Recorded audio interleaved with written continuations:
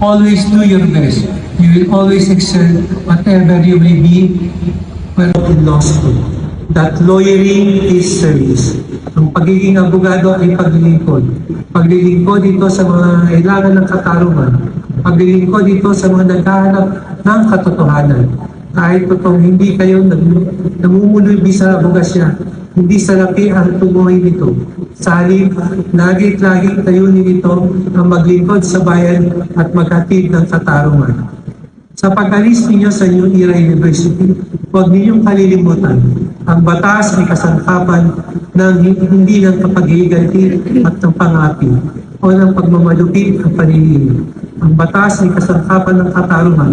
Ito ay kasangkapan ng kapayapaan at katiwasayan, ng pagkakaisa at pagkakapantay-pantay.